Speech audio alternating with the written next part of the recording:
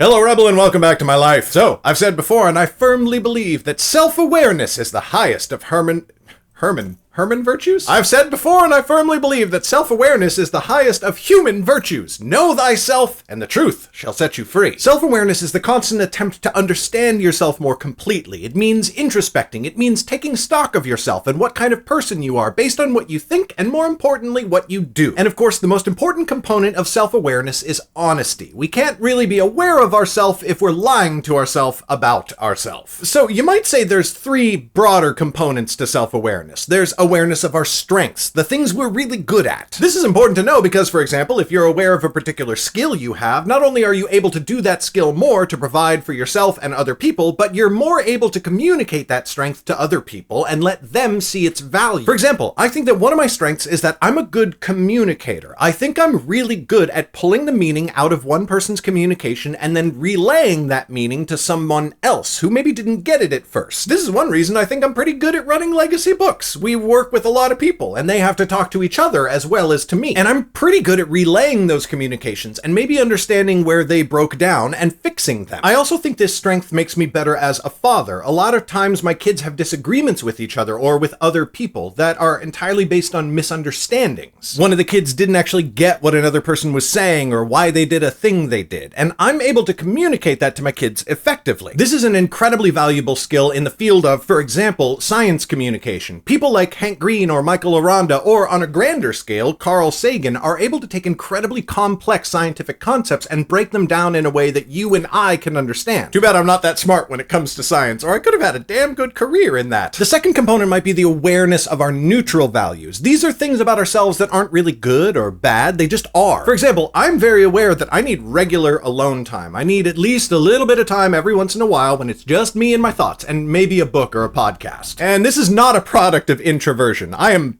very much an extrovert. I want to be around people all the time, and if I don't watch out, I will be around people literally all the time. But this eventually sort of burns me out, and while I still want to be around other people, I become a little bit of an asshole who no one else wants to be around. So I'm very jealous of my alone time, and I guard it, and I make sure I get it regularly, because it makes me better in everything else that I do. And of course, there is a third broad component of self-awareness, and you're a clever person, so you've probably already guessed what it is. And that is the awareness of our own flaws. I honestly think that all aspects of self-awareness are equally important, but the awareness of our flaws is seen by many people to be more important than the other two. And it's easy to see why. If nothing else, from at least a public relations standpoint, you want to be aware of your own flaws and how to mitigate them so you don't constantly go around pissing other people off. Plus, if being a good person is a goal you're pursuing, and it should be, one way to achieve that is to constantly work to mitigate your flaws so that you're doing less harm to yourself and others, and the good you do in your life has an easier time balancing out. So in the interest of self-awareness and showing you how I tend to think about these things, today I'm going to list what I think are my biggest flaws, and this should just be great for my angry YouTube commenters. You're welcome, y'all. This one's free. Flaw number 1. I think I have an addictive personality. Okay, I need to clarify this one because when most people think addictive personality, their mind immediately goes to substance abuse, drugs, and alcohol. But I really haven't struggled with physical addiction in my life. When I quit smoking, I have a couple of really rough days, but then the physical urge to have a cigarette goes away pretty quickly and doesn't come back. I also like to drink, but it's really, really rare that I overdo it. I've only gotten really properly drunk about a dozen times in my life, and 2 of those were on accident because it was very early on and I didn't know very much about liquor and mixed drinks, respectively. I know when to stop, I never endanger other people with my drinking, I never drink and drive, none of that stuff. And pretty periodically, I'll do a sober month like October or No Drink November, and I have no problem doing that. So looking down the list of signs of alcoholism, I don't have any of those. So then what do I mean when I say I have an addictive personality? Well,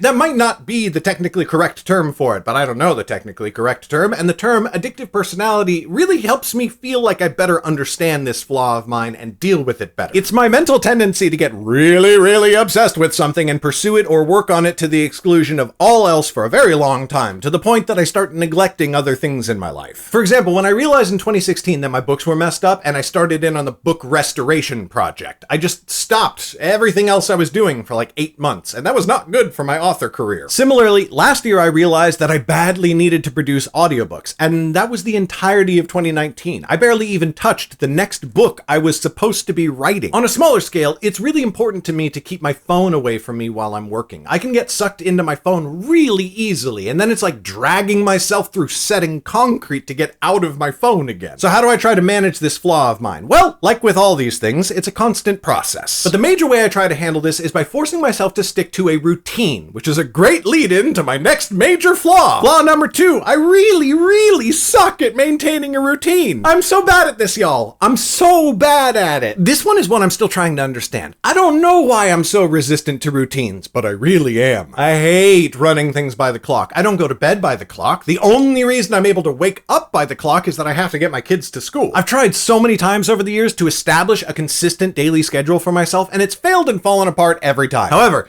I honestly think I finally cracked this one. Instead of trying to force myself into a daily schedule that's the same schedule every day for weeks or months at a time, I'm allowing myself to work off of production quotas instead. For example, this year in January, I started with a quota of 2 hours every day spent writing my next book. I don't have to do those 2 hours at the same time every day, but I do have to do those 2 hours. I usually do them first thing in the morning, but today, for example, I'm not doing that. I'm making YouTube videos first. But once I'm done filming this, I am going to go write for 2 hours. And then I have other quotas for myself that are realistic and achievable, but which aren't locked into any particular time slot. For example, I have a quota of 3 other hours of company production per day. That could be an audiobook. It could be making these YouTube videos or the podcast, but I've got to get those extra 3 hours in. So this gives me a total production quota of 5 hours per day, 2 on the next book and then 3 on other company content production. These 3 flex hours are also where I put things like producing my podcast or these YouTube videos. It's still content production of whatever kind. And this has been working well for me so far because the important thing is the number of hours,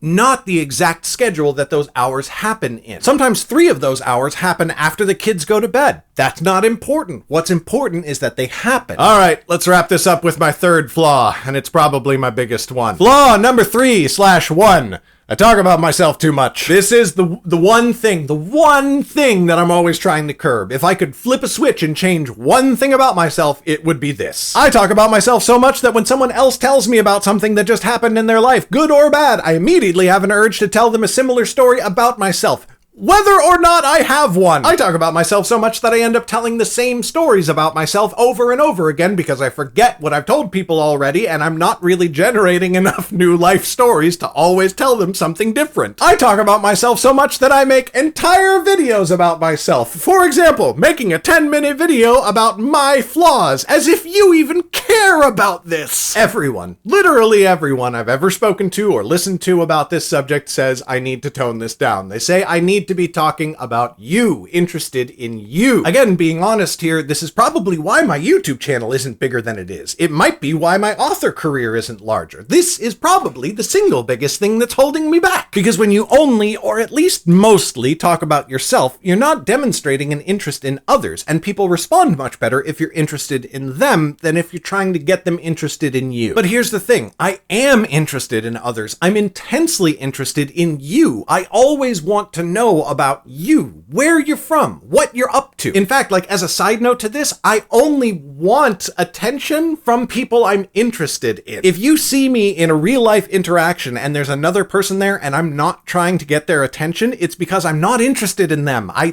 find them boring, or I find that I don't really like them, and so I'm just like, nope, I don't want that person's attention. Again, self-awareness, we're being really honest here, right? I want your attention. I want you to watch my videos and read my books because I think you're cool. All the people who watch these videos and like leave comments and who I've interacted with online, you're really cool. That's why I do this, because I want you to look at me because you're so cool. Listen, I know how I feel. I know that I'm interested in other people, that I want to know about other people, that I'm less interested in myself than what others have going on. But it doesn't matter how I feel. What matters is how I communicate with others and the way I make them feel. And I know, again, self-awareness, that I come off intensely self-interested because I'm talking about myself all the time. So how do I try to manage this flaw? Well, as part of my bullet journaling, yeah, if you're playing the Garrett Robinson drinking game, take a swig, I try to keep an inventory of the people in my life who I talk to on a regular basis, who I've recently talked to, and who I'm going to talk to in the future, and I list a few things that I want to know about them. And I try to review this list list periodically so that the next time I get a chance to talk to them, I remember some of these things and ask about them, which sort of forces me out of conversation about myself. It doesn't entirely curb my impulses, but then again, I don't entirely want to stop talking about myself. I just want to make sure I demonstrate that I actually do care about you as well. So,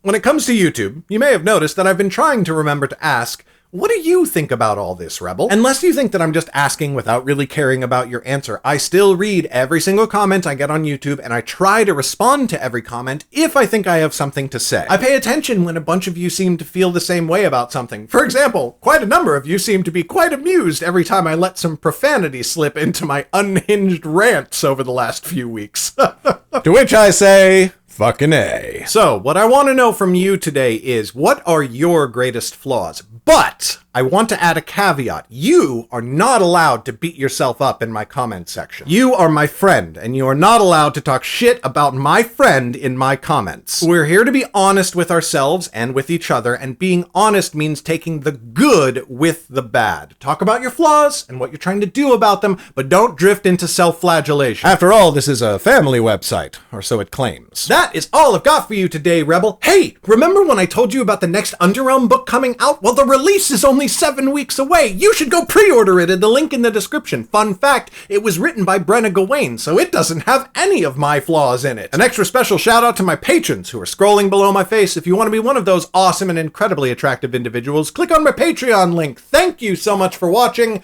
and I will see you next Friday. Bye!